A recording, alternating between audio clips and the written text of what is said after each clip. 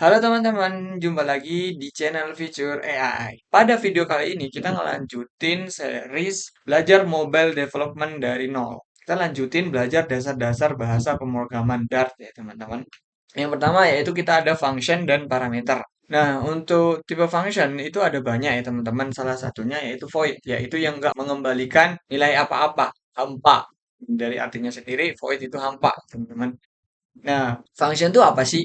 Function itu seperti kerangka kerja yang kita bikin atau sebuah tools yang kita bikin sendiri agar kita tuh nggak menulis kode yang berulang-ulang. Jadi ketika kita butuh ya udah kita panggil, ketika kita nggak butuh ya udah kita nggak usah panggil lagi. Gampangnya seperti itu untuk function.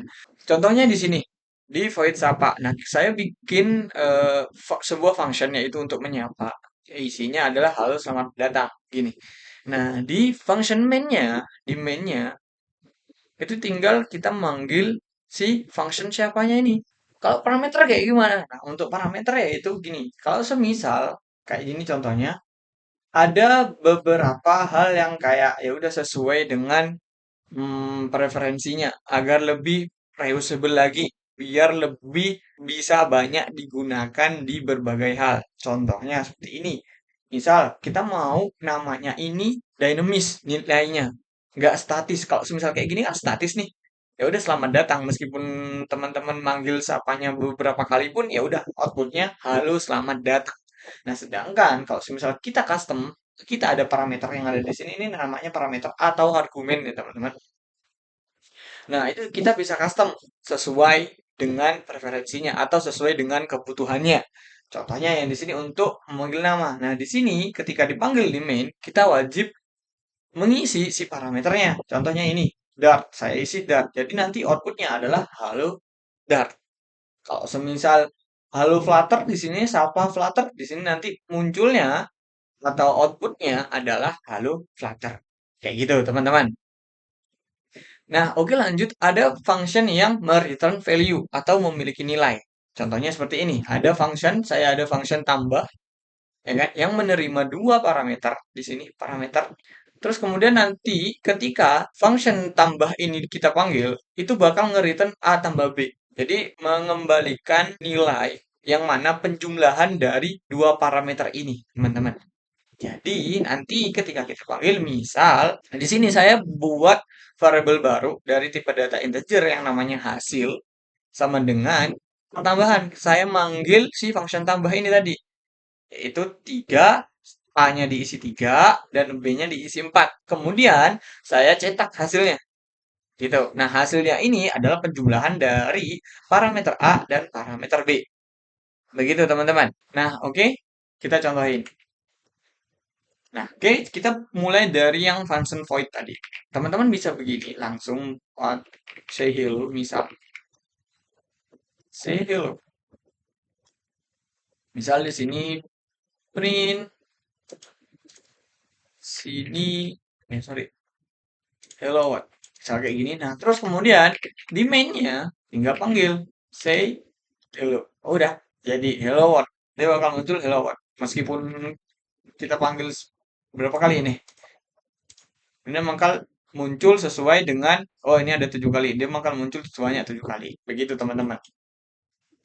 Nah, oke sekarang lanjut ke yang bawa parameter ya teman-teman. Misal di sini.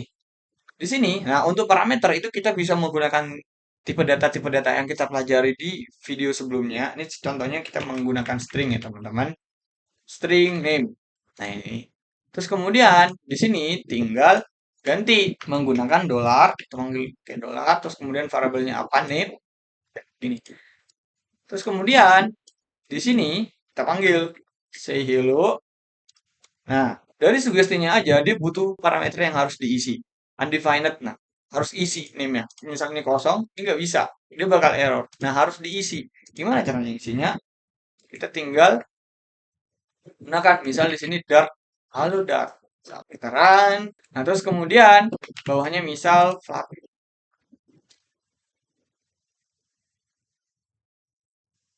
Enak kan?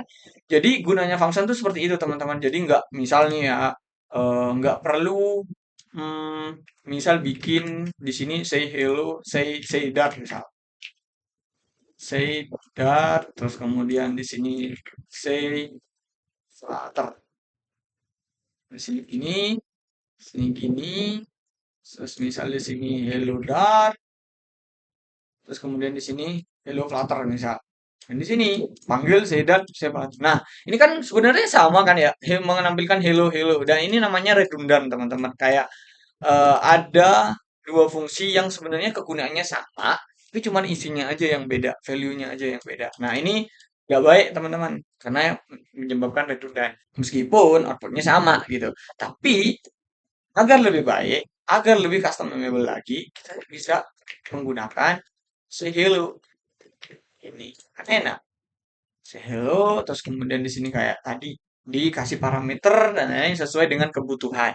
Begitu teman-teman. Nah, sekarang lanjut yang ke function yang return value. Untuk yang mengembalikan value, itu teman-teman bisa menggunakan berbagai tipe data. Yang penting tipe datanya disupport sama Dart. Contohnya integer, string, boolean, list, map, itu bisa dibuat function yang return value.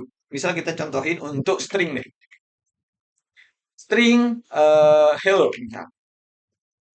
Say hello lagi deh. Say hello.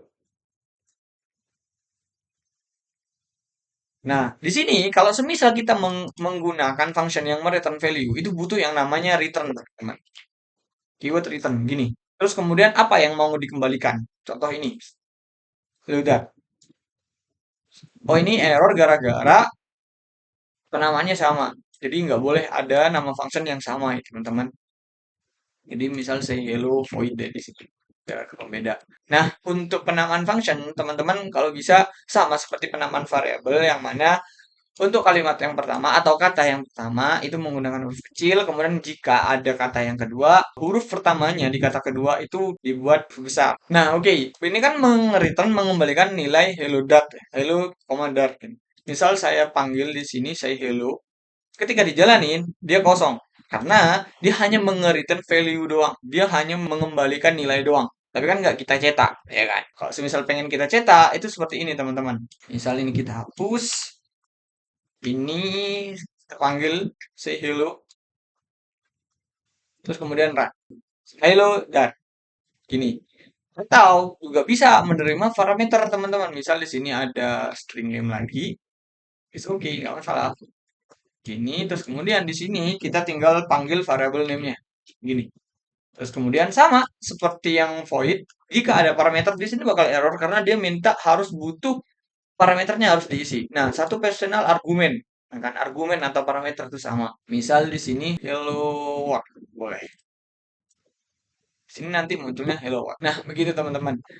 Oke, lanjut ke parameter yang kita kasih name, yaitu kita bisa untuk yang pertama itu kita caranya adalah kita kasih kurung kurawal seperti ini.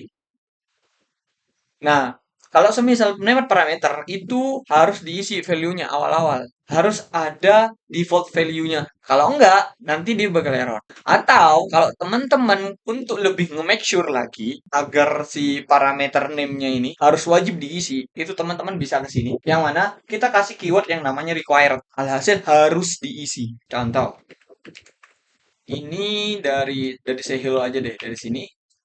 Kan kita kasih kurung awal begini. Nah, jika begini aja, bakal error. Karena butuh default value dia. Nggak boleh null. Jadi misal default value-nya hello guys, boleh. Nah, alhasil di sini meskipun nggak kita isi, pada saat memanggilnya nggak kita isi, dia bakal menggunakan default value-nya, yaitu guys tadi. Bisa kita run, nah dia hasilnya bakal guys, kayak gitu. Nah, sedangkan kalau misal kita isi dengan teman-teman bisa kontrol spasi aja ini. Nah, di sini ada sugesti untuk parameternya name. Jadi ketik aja name titik dua, terus kemudian stringnya, value-nya, isinya apa terserah dan misal. Nah, ini nanti di outputnya bakal dart sesuai dengan parameter yang kita isi pada saat pemanggilannya. Nah, kalau misalnya nggak dipanggil, ya seperti tadi, dia bakal menggunakan default value-nya. Begitu. Kalau semisal teman-teman nggak mau ada default value-nya, kayak tadi, kita kasih apa? Kita kasih require di depannya. Misal ini, contohnya kita closein aja dulu. Ya, misal, nah ini require. required. Nah, kalau semisal required, di sini berarti dia bakal error karena dia nih the name parameter name is required harus diisi. Alhasil untuk lebih nge-make sure biar pada saat pemanggilan function say hello ini itu harus mengisi parameternya. Soal sini name. Saudara, aman semuanya, beres. Begitu teman-teman. Oke, kita lanjut ke kelas objek dan konstruktor. Nah, tadi di function kita kan memisahkan kodenya. Kayak contoh tadi say hello dibuat terpisah agar nanti kita manggilnya enak, tinggal manggil nama functionnya aja gitu kan. Begitu pula juga kelas sama. Karena berhubung si bahasa pemrograman Dart ini merupakan bahasa yang object oriented, maka kita harus memahami yang namanya kelas ini teman-teman. Kelas ini bisa dibilang sebuah template ya, sebuah template di dalam kelas itu bisa kita mengisi apa aja. Contohnya ada variabel, ada konstruktor, ada function, dan lain-lain. Contohnya kita ada kasus hewan ini teman-teman. Hewan dia mempunyai variabel nama sama umur misalnya.